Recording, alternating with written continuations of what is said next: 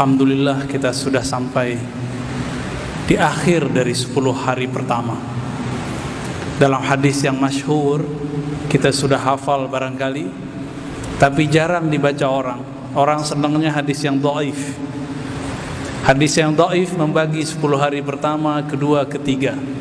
Tapi hadis yang sahih, riwayat Imam Al-Bukhari dan Muslim, tidak membagi.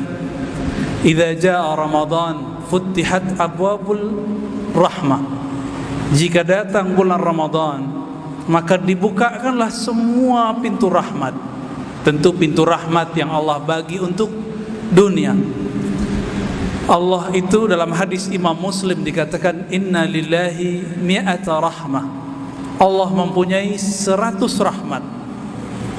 Satu rahmat Allah bagi mulai dari awal penciptaan alam semesta sampai akhir kiamat nanti. Maka rahmat itu terkumpul banyak di malam ini, terkumpul pada siang-siang Ramadan. Maka disebutlah futtihat abwab, dibukakan pintu-pintu, bukan satu pintu tapi abwab, plural, jamak dari bab. Seperti masjid ini ada pintu-pintu, banyak akses untuk bisa mencari rahmat itu. Lalu rahmat itu apa? Rahmat itu kasih sayang Allah Subhanahu wa ta'ala. Maka orang yang berpuasa akan gampang tersentuh dengan orang lain yang hidupnya kesusahan. Maka kita sering lihat ada orang tiba-tiba ada yang membagikan takjil sebelum berbuka puasa, baik di masjid ataupun di tepi jalan. Alhamdulillah Ramadan ini sudah mulai hampir normal, walaupun belum normal. Tahun lalu begitu menyedihkan, kita tidak tahu tahun depan. Maka mumpung bulan ini, tahun ini, nyawa kita masih bersatu dengan tubuh ini, nikmati sepuas-puasnya kenikmatan Ramadan. Kita tidak tahu tahun depan, tahun berikutnya lagi kita tidak mengerti. Siapa tahu nanti ada virus baru lagi. Nanti semua kita ketakutan lagi. Bayangkan Bapak Saudara Allah, cuma virus corona orang ketakutan. Bagaimana nanti jika ada virus-virus yang lain? Tapi semoga ini jadi pelajaran buat kita sehingga kita bisa menyesuaikan diri. Apalagi kata Nabi tadi kalimatnya pintu rahmat, dan tidak dibagi mulai dari awal Ramadan sampai akhir Ramadan, itu adalah malam-malam rahmat.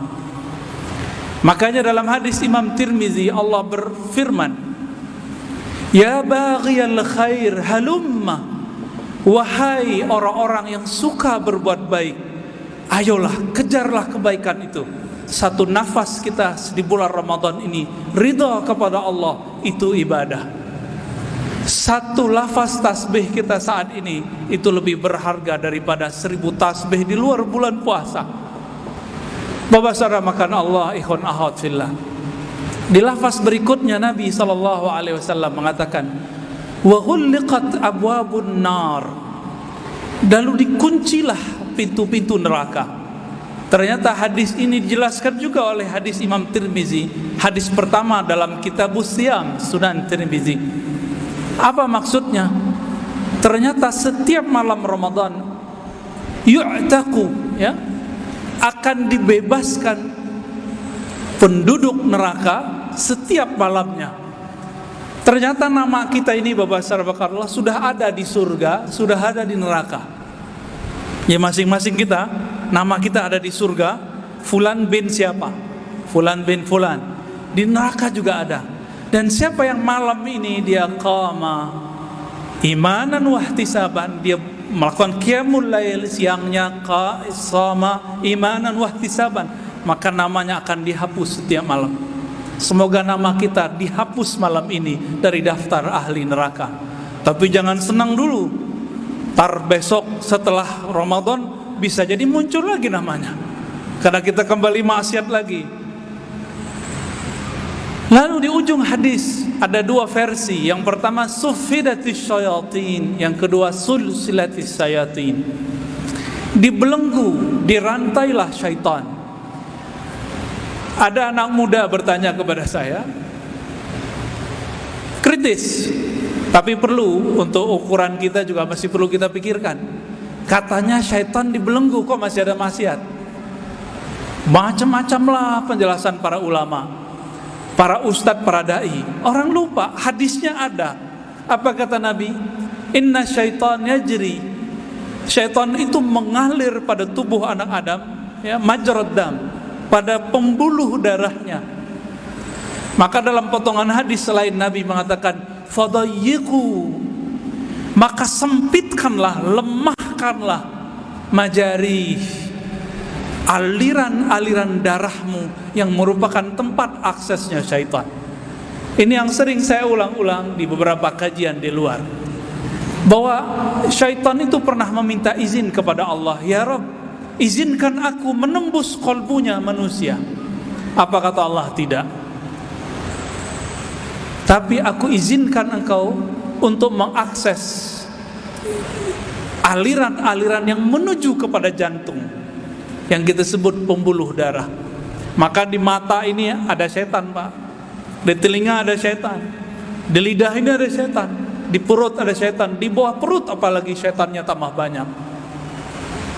Dengan cara melemahkannya. Apa cara melemahkannya? Darah ini kuat kalau kita nutrisinya lengkap. Sekarang kita kurangi nutrisinya. Apa yang terjadi? Tempat syaitan itu berakses, berakselerasi, berbuat, itu tempatnya lemah, maka dia tidak bisa apa-apa. Itulah maksudnya wasufidati syayatin, syaitan dibelenggu. Jadi bukan berarti sekarang setan-setan dibelenggu Allah. Itu pemahaman anak-anak, orang beragama tidak begitu memahaminya. Ad-dinu liman kana lahu aqlun. Agama itu, kata para imam kita, bagi orang yang mempunyai akal sehat.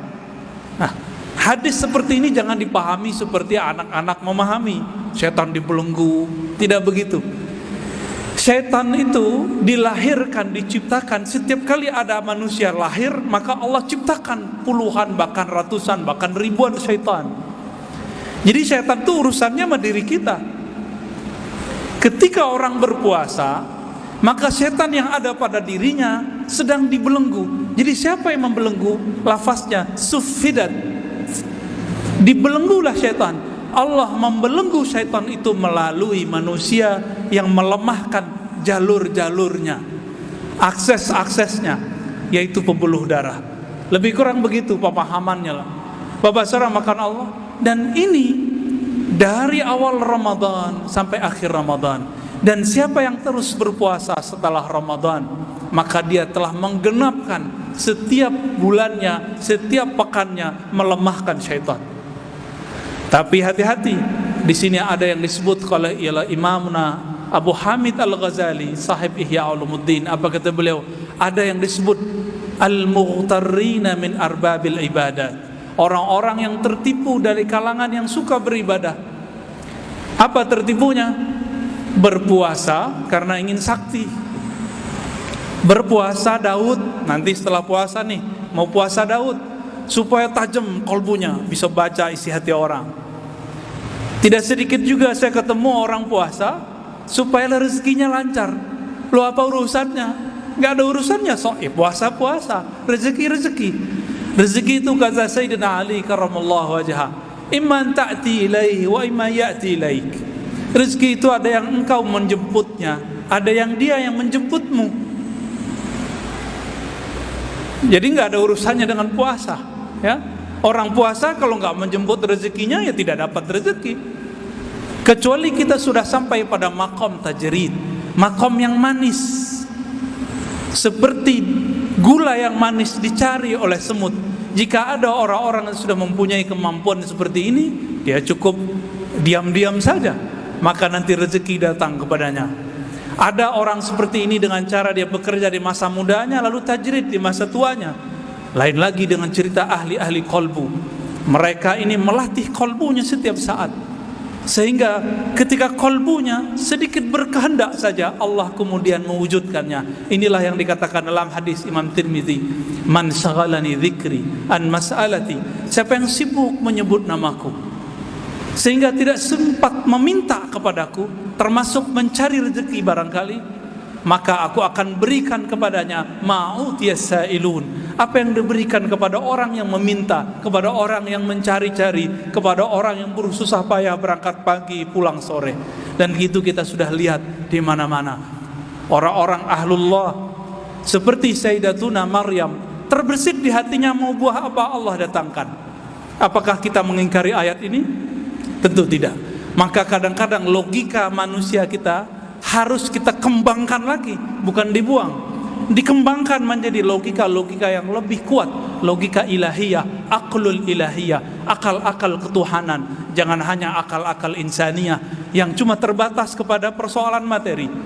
Bapak saramakan Allah, akhir dari kultum kita dapat kita simpulkan bahwa Ramadan ini adalah bulan memungut salah satu sifat Allah Ta'ala supaya masuk ke dalam diri kita, yaitu sifat rahmat.